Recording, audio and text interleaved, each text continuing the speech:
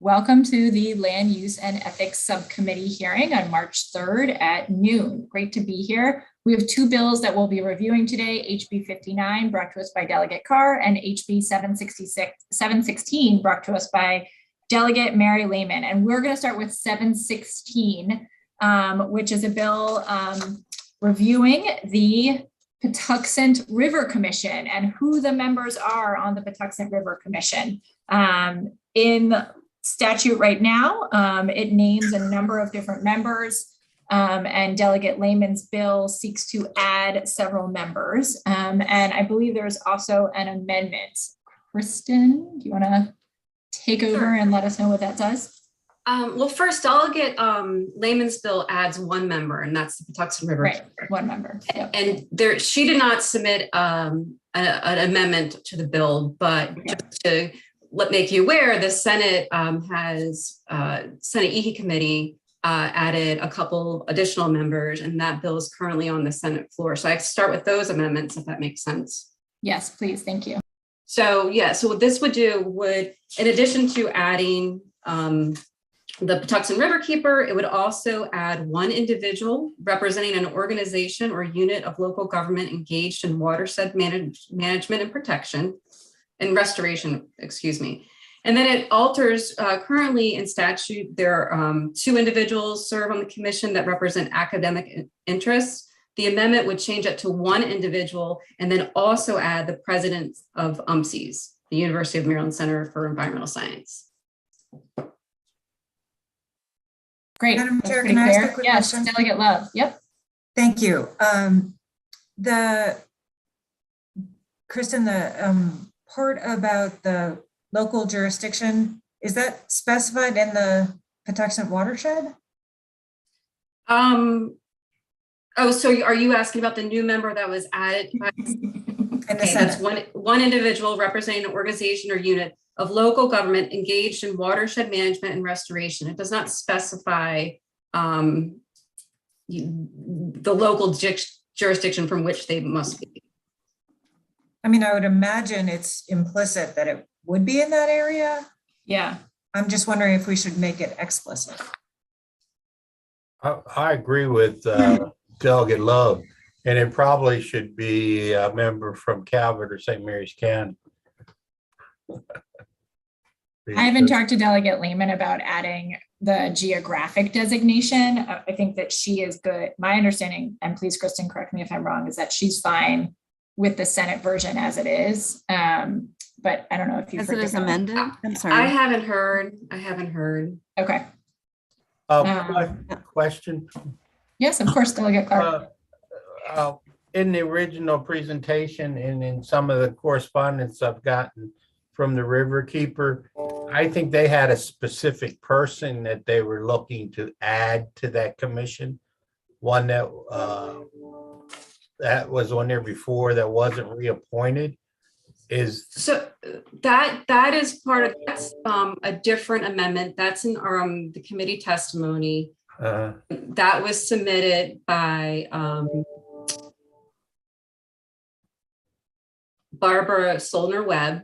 right. And that language is to also add a member of the Patuxent River Keepers Board of Directors be chosen by Patuxent River Keeper. Yeah. Did we adopt that as part of is that part of this?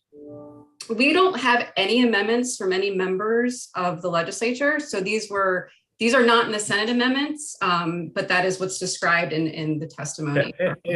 And let me clarify just a little bit. The reason I asked that is, I know how hard it is to fill positions on some of these commissions and boards and stuff like that.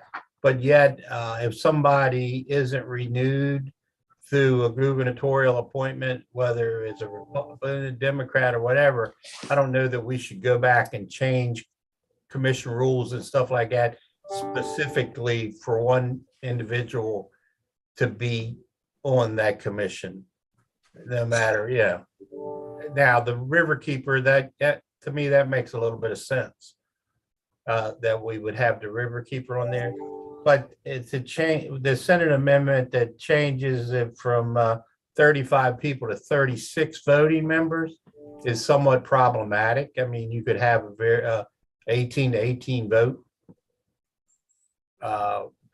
So, I mean, shouldn't that be an odd number as opposed to, an even number out there? Although with probably very rarely they get all 36 that show up for something that they vote on, but.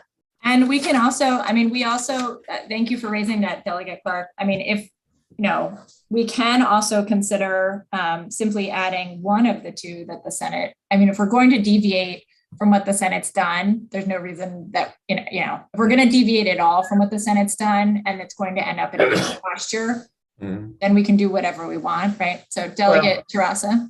Yeah, I'm sorry. Can you state again what they did? Because do we have that in front of us somewhere? Like, did you send that to us? I don't have the list of what they did. Right. So I did send in an email probably like 30 minutes ago of the Senate amendments. And that bill is currently on the Senate floor. So it's not a reprint copy. Right. It's just the amendments themselves. And all it is, it's pretty simple. They just add 2 members.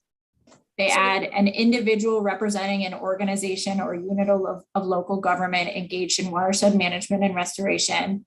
And they add the president of the University of Maryland Center for Environmental Science or a designee. Yeah, and that's correct. And just Did you remove somebody? think about if you're thinking about They the did not numbers. remove, no, Delegate. You said something about remove somebody. They didn't remove anybody. So what I was saying is, so in statute now, there's 2 individuals designated to represent academic interests. And so when the Senate added the presidents of UMCs, they made that other designation just 1 individual. So it kept the numbers. It didn't add an additional member. It just changed, what that academic representation would be. So one would be an appointee, and then the other would be the president of UMCs. Okay, so that would include both the river keeper and the board of directors of the river keeper individual. It'd just be one of them, one or the other. So the Senate bill does add the river keeper. Okay, and that's an additional member. It adds to the numbers to the commission. And so with the UMC's president, that is, a new designation, but it doesn't add to the overall numbers because they modified another provision that designated 2 and made that a 1. And so that the numbers would still, if you're just talking about the UMC's and the riverkeeper, that's 35 members. And then there's an additional individual representing an organization or a unit of local government engaged in watershed management and restoration. That would add it to 36. Yeah, and that's the part that bothers me, going to 36 from 35. Yeah. Makes sense. Could we just add Delegate Clark as a permanent member for 37? We can also just pass, we don't have to take the Senate amendment, right? We can pass Delegate Lehman's bill. Again, we don't have any amendments from any members. Right. There are no amendments that are necessarily before us. There's just what the Senate sent over. Delegate Love. Bingo. Thank you. Would it be, it says I'm muted. Can you hear me? We can hear. We can hear you. Okay. Is it appropriate for me to make a motion on an amendment? So I would like to move that we accept the change from an academic person to the UMC's president, but not accept the other one. Second.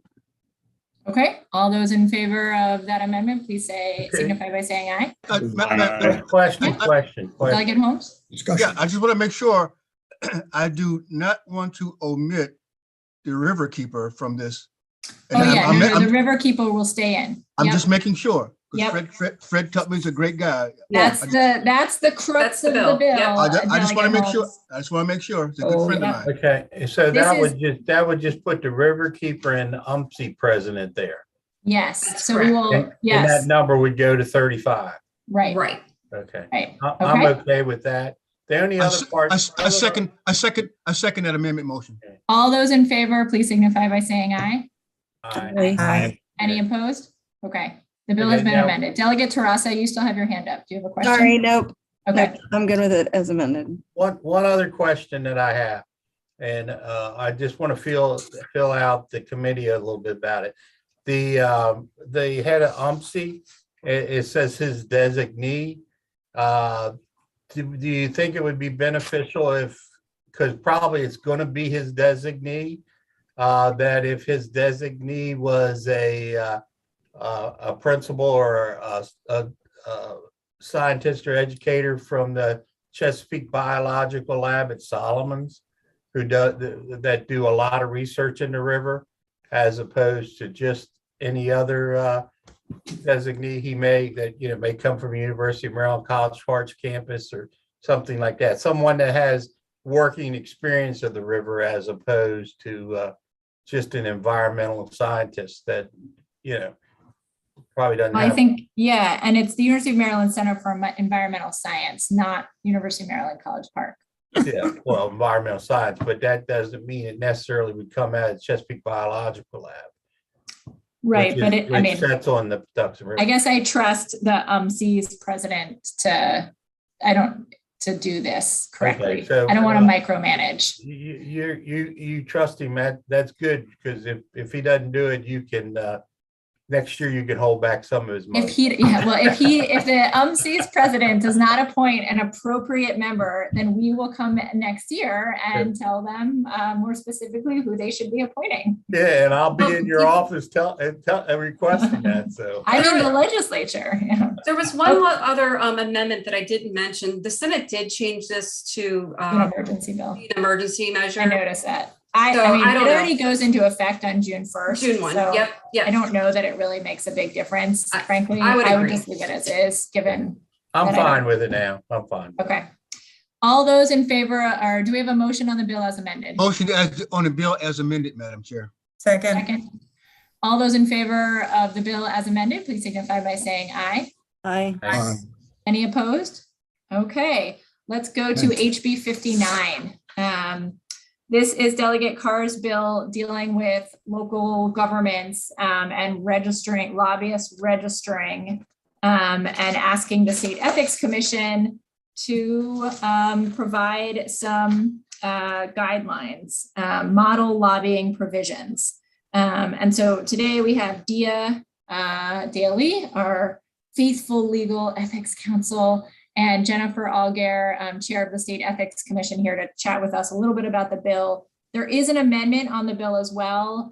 Patrick, do you want to first explain the amendment, and Dia and Jennifer, then perhaps you could talk to us about how this would be enacted. Well, the amendment's simple. It harmonizes local lobbying activity that requires local registration with current state lobbying activity that requires state registration. Okay. Jennifer or Dia, do you want to talk to us a little bit about what this bill means in practice? I'm going to defer to Jen since the Ethics Commission is interpreting it. What Patrick said, it's basically going to say for those local governments that are big enough that they have to have ethics laws, they're going to have to adopt rules that have the same triggers to register as a lobbyist. So there'll be the same compensation triggers, gifting triggers, the things that would require someone to register as a lobbyist at the state level are also going to apply at the local level. And Jen, do you want to talk about how that would work mechanically for you guys? Sure.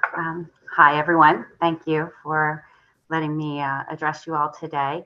What the State Ethics Commission would do as a result of this legislation is update our model laws in our regulations, so they're available, and to expand what is required as what we call triggers for lobbying registration for the local governments to include in their local ethics laws. So there would be a registration trigger if someone is getting in the presence of local government officials or employees to influence them on either legislative, executive, some kind of local government action. The in the presence of compensation trigger at the state level is $2,500 in that 6-month period. If you're just communicating with officials and employees, but you're not getting in the presence of, that compensation trigger is $5,000. The gifting triggers, which are already required of locals now, they would be in there as well. So, for members of the General Assembly, the legislative folks, it's a $500 threshold. Once you cross that amount, you're required to register because of your gifting. Currently on executive branch officials and employees, the registration requirement is at $100. So if it's a local government that doesn't have, it's kind of, serves in both functions, we would probably go with like a $250 standard there for registration. We'll have to figure that part out. If anyone is compensated, paid to represent someone at any level to influence government action on procurement contracts that exceed $100,000, business grants or business loans from the local jurisdiction that exceed $100,000, that would require lobbying registration.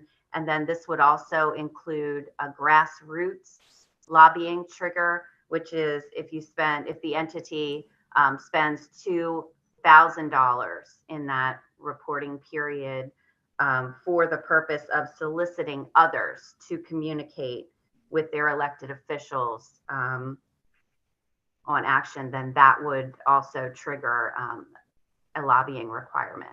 So all of those things will have to be included in the model laws, and all of the local governments, which would be all the counties, and then municipalities that are required to have lobbying provisions would have to include all of those things in their local lobbying provisions. Right now we have 39 municipalities that are required to have lobbying provisions in their ethics law. Not all municipalities have that lobbying requirement. Thank you for that, Jennifer. I thought that was very helpful. I'll just say in my mind, I think lobbying is a really important part of how democracy works. People bring their expertise, but I also think it's important that members of the public are able to understand who is lobbying and what that means. So this isn't about forbidding anybody from talking to elected officials. This is just about transparency to me. And there is, yes, Delegate Holmes. Thank you. I just wanted to make sure that the concerns of Mako have been addressed by the amendments. That's all. My understanding is that they are. Thank After you, a conversation with DePaul Nibber at Mako. Thank you very much. Delegate Weibel. Yeah, I'm sorry. I had the same question about Mako. I didn't hear the response. My understanding is that their concerns are addressed with the amendments. Okay, thank you. Any other questions? Any motion on the amendments? I'll make a motion to move the amendments, Madam Chair. I'll second, Madam Chair. All those in favor of the amendments, please signify by saying aye. Aye. Aye. Any opposed? Move the bill as amended, Madam Chair. Second, anyone? Second. All those in favor of the bill as amended, please signify by saying aye. Aye. Aye. Any opposed? Great. Thank you, Land Use and Ethics Subcommittee. In 9 minutes, we will, if you are on the pension committee, join me on Zoom. Otherwise, I will see you at 1 p.m. Thanks, everyone. Take care. Thank you, Jennifer. That was very helpful. Doobie doobie doo.